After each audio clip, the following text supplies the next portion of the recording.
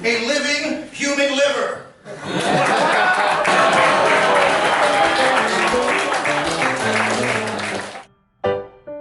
Ladies and gentlemen, the ghost of Mark Twain.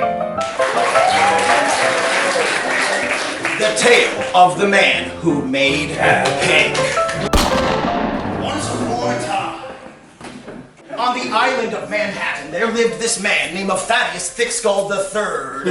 And Thaddeus Thickskull III had been born to a grand fortune. It was his father's fortune, his father's fortune before him, and so on, etc. The point being that all of his life, Thaddeus had had any manner of rich stuff that people like you or I could have only just possibly imagined. Like caviar, champagne, yachts, lavish parties, trips around the world, etc., etc. You name it, he'd done everything money could buy, but money could not buy Thaddeus Thickskull III happiness. And so it was one autumn morning that Thaddeus was wandering the streets of the city, feeling oh so sorry for himself. Now, it so happens on this particular autumn morning, Thaddeus happens upon a shop that he's never noticed before. And in the window of this shop is a sign.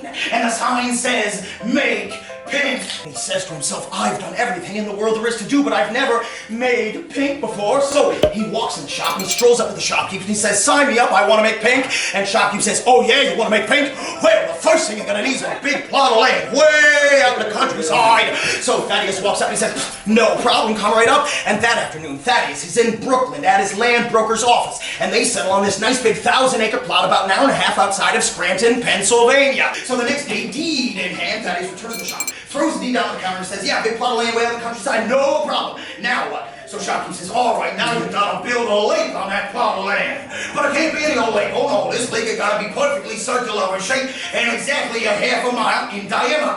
So Thaddeus walks out and says, "No problem, come right up." And that afternoon, Thaddeus is on the phone. He's making the arrangements, and he needs a land surveyor, geologist, his crews of men with hard hats and steam shovels to work around the clock to build this lake on this plot of land. And finally, months later, millions of dollars later, Thaddeus returns to the shop. He says, "Okay, I got the lake in this perfectly circular shape, and it's half a mile in diameter. It's on a big plot of land. It's way in the countryside. So now what?" So shopkeeper says, "All right, Tad, now you've got to float yourself a boat on that lake, but it can't be any old boat, no way. This boat ain't gotta have a solid silver rock deck." So Thaddeus walks up and says, "No problem, come right up." And that afternoon, Thaddeus is on the phone again, right? He's making the arrangements again, but this time he needs boat builders and carpenters, mechanics and silversmiths, for crying out loud. And they're working around the clock to build this boat on this lake, on this plot of land. And finally, months later, millions and millions and millions and millions of dollars later, Thaddeus returns to the shop with a crazy look in his eye. And he says, "Okay, well, I got the boat with the solid subdeck sitting pretty on its own, like in a perfectly circular shape. It's half a mile in diameter. It's on the big plot of land way up there." No.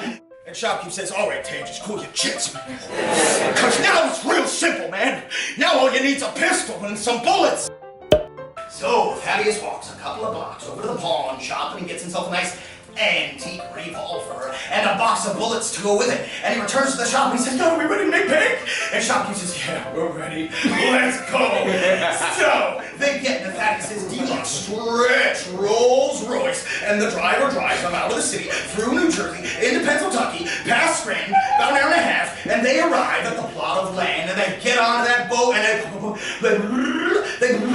power it out into the middle of the lake. Shopkeep, pull, test the wind.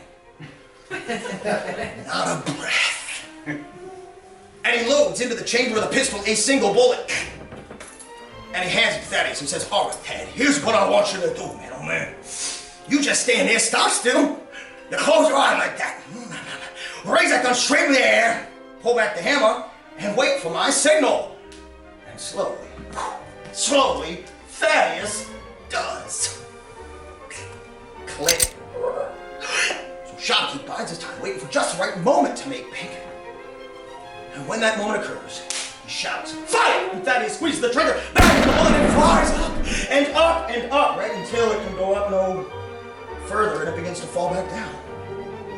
And it falls down and down and down and straight back down, and it hits the solid silver deck right at Thaddeus' feet.